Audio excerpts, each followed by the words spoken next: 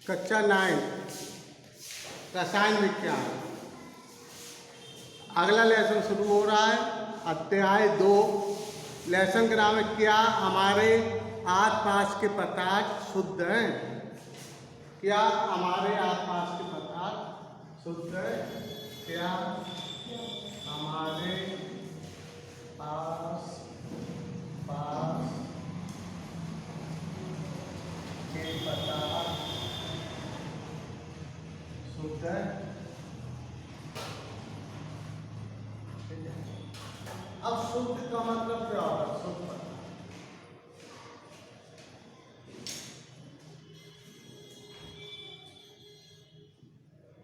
पैसे शुद्ध का वातावरण कहते हैं। शुद्ध का कि कोई मिलावट नहीं है क्या पदार्थों में। तो यहाँ पर लेकर शुद्ध का अर्थ यह है कि शुद्ध पदार्थ के तात्पर्य उस पदार्थ से है जिसमें उपस्थित सभी मौलिक कण एक ही प्रकार के हैं। शुद्ध पदार्थ का अर्थ यह है कि हमारे पदार्थ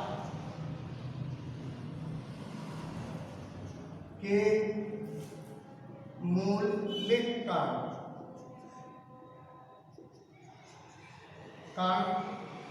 एक ही प्रकार के हैं।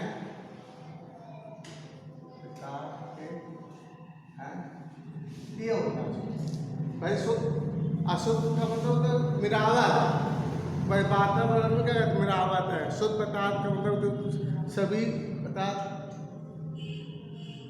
यहाँ पर मौलिक का मतलब है। शुद्ध पदार्थ का अर्थ है यह है कि हमारे पदार्थ के मौलिक कण हमारे पदार्थ में मौलिक कण एक ही प्रकार के हैं। मौलिक कण एक ही प्रकार के हैं। अब देखिए द्रव को द्रव जो है तो आप में तोड़ा गया है। शुद्ध पदार्थ या अशुद्ध पदार्थ।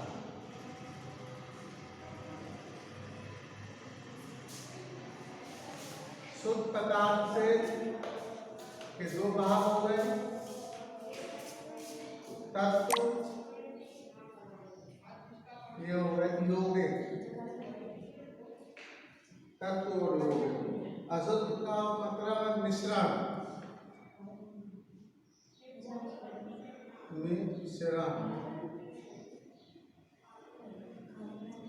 इसका मिश्रण के दो भाग हो गए, समांगी मिश्रण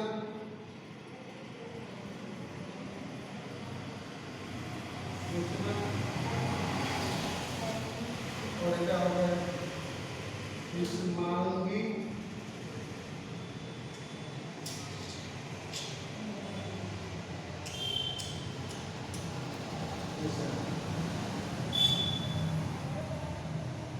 ये।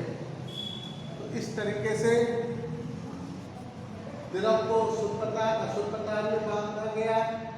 इसके दो भाग तत्व यौगिक। अशुद्ध पदार्थ का मतलब मिश्रण, मिश्रण मतलब समांगी मिश्रण और विषमांगी मिश्रण। देखिए शुद्ध पदार्थ दो प्रकार के होते हैं। दो शुद्ध पदार्थ दो प्रकार के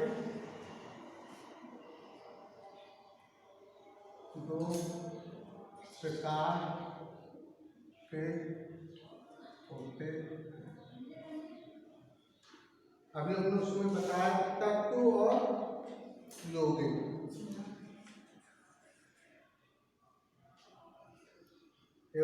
तत्व दूसरा बताया जाता है यौगिक। अब तत्व क्या है।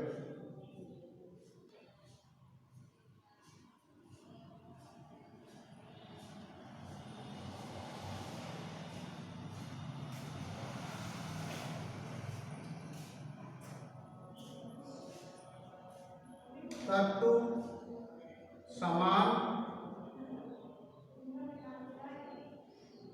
प्रकार के परमाणुओं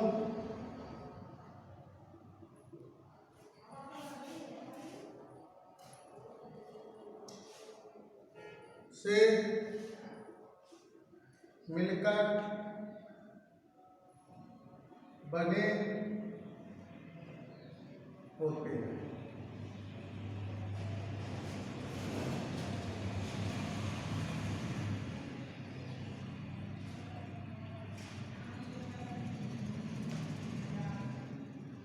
एवं एक ही तत्व के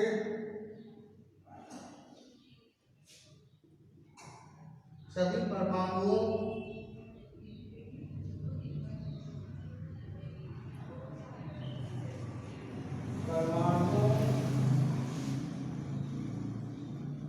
का परमाणु क्रमांक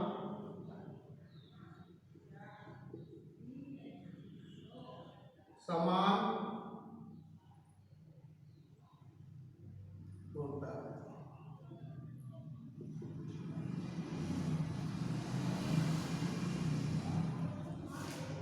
उदाहरण लोहा, क्लोरीन, गंधक आदि।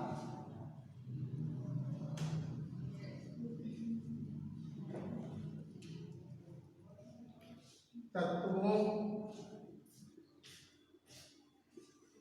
का वर्गीकरण।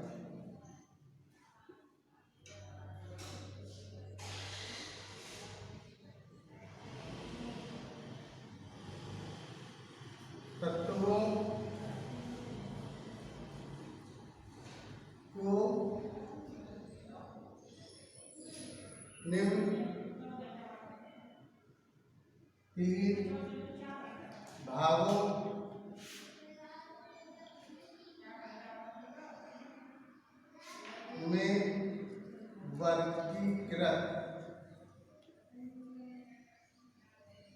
तीन भागों में वर्गीकृत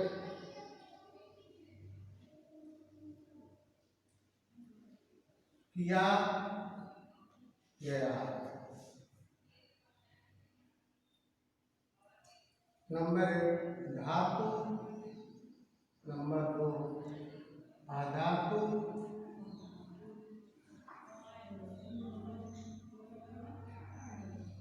और नंबर 3 उपधातु। इस प्रकार से तत्व समान प्रकार के परमाणुओं से मिलकर बने होते हैं एवं एक ही तत्व के सभी परमाणु का परमाणु क्रमांक समान होता है। लोहा, क्लोरीन, गंधक आदि। तत्वों का वर्गीकरण तत्वों को निम्न 3 भागों में वर्गीकृत किया गया: धातु, अधातु और उपधातु। यौगिक शुरू में यौगिक हो गया। देखिए तत्वों का वर्गीकरण में बताया तो धातु, अधातु, उपधातु। यौगिक बाद में लिखवाएंगे, पहले इसका धातु, अधातु, उपधातु लिखवाएंगे, फिर यौगिक लिखवाया है। धातु क्या है? धातु इलेक्ट्रॉन त्यागते हैं, जो इलेक्ट्रॉन त्यागते हैं वो धातुएं कहलाती है। ये मैं बोल रहा हूँ। वे तत्व जो समान अपक्रियाओं में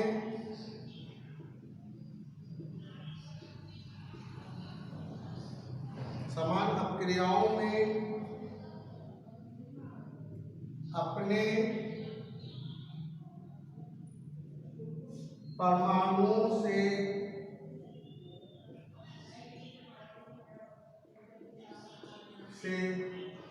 एक या एक से अधिक, एक या एक से अधिक इलेक्ट्रॉन, एक या एक से अधिक इलेक्ट्रॉन त्याग कर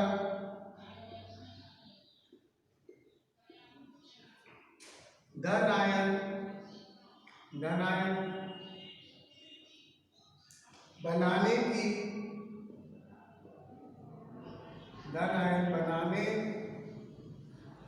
की प्रकृति रखते हैं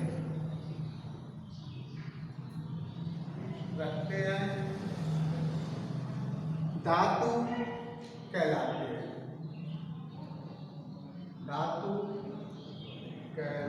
हैं,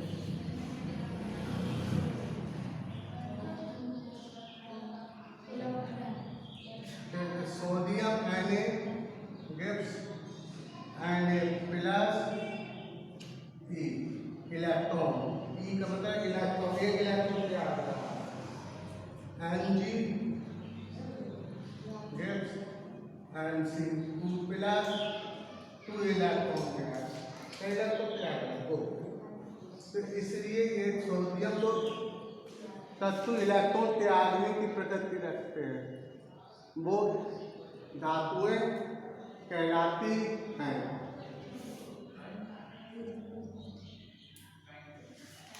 इन्हें धन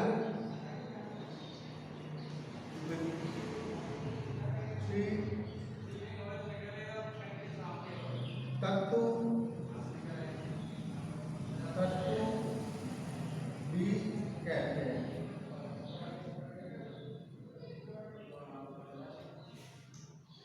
साधारण ताप पर Hg यानी सभी ठोस अवस्था में होती है। साधारण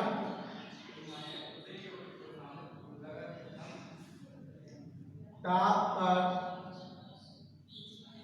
Hg को छोड़कर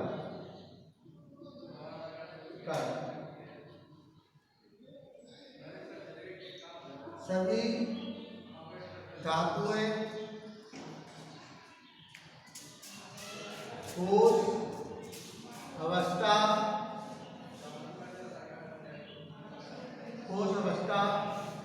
में होती है। Hg को छोड़कर सभी धातुएं ठोस अवस्था में होती हैं।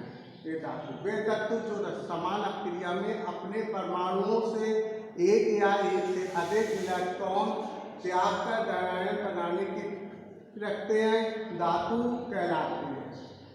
सोडियम एक इलेक्ट्रॉन त्याग कर Mg तो इलेक्ट्रॉन, इसलिए धातुएं होंगी, जैसे उदाहरण जैसे, ठीक है। इन्हें धन विद्युत तत्व भी कहते हैं। साधारण ताप पर Hg को छोड़कर सभी धातुएं ठोस अवस्था में होती हैं।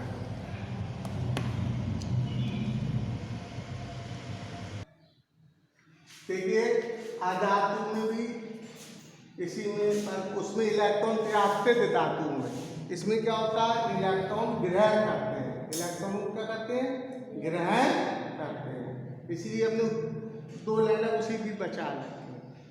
क्या लिखोगे वे तत्व समान क्रिया में अपने परमाणु से एक या एक से अधिक इलेक्ट्रॉन ग्रहण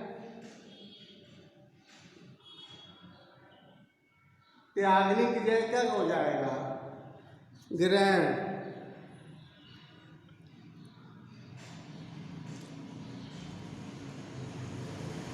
तब हम कोई चीज लेंगे तो ऋण आयन हो जाएगा, ग्रहण करके ऋण आयन, उसमें धन आयन बनता था, इसमें क्या बनता ऋण आयन बनाने की प्रवृत्ति रखते हैं, बनाने की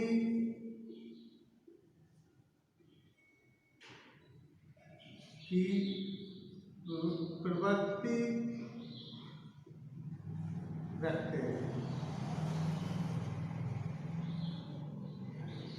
अधातुएं कहलाती हैं। तो इलेक्ट्रॉन ग्रहण करेगा तो अधातुएं हो जाती हैं।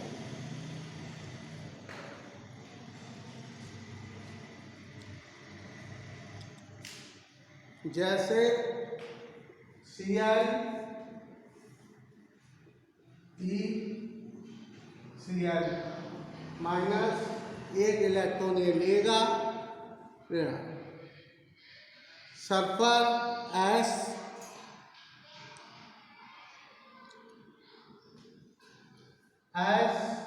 ये दो इलेक्ट्रॉन लेता है तो ये S ऋण आयन हो जाता है। तो हमने सीधी बात, जो इलेक्ट्रॉन के आगे की प्रवृत्ति लगते हैं उसमें धन आयन हो जाता है, इधर प्लस लगा था, वो धातुएं कहलाती हैं। और जो इलेक्ट्रॉन ग्रहण करने की प्रवृत्ति रखते हैं वो अधातुएं कहलाती हैं। तो Cl वो धन प्रवृत्ति कहलाती थी क्योंकि ये इलेक्ट्रॉन ग्रहण कर रहे हैं, इसीलिए इन्हें ऋण तत्व भी कहते हैं। इन्हें ऋण तत्व भी कहते हैं।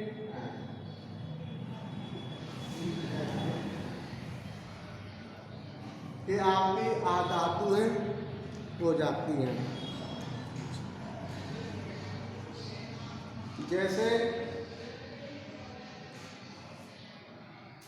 ये जो होती है चमकहीन, भंगुर, ऊष्मा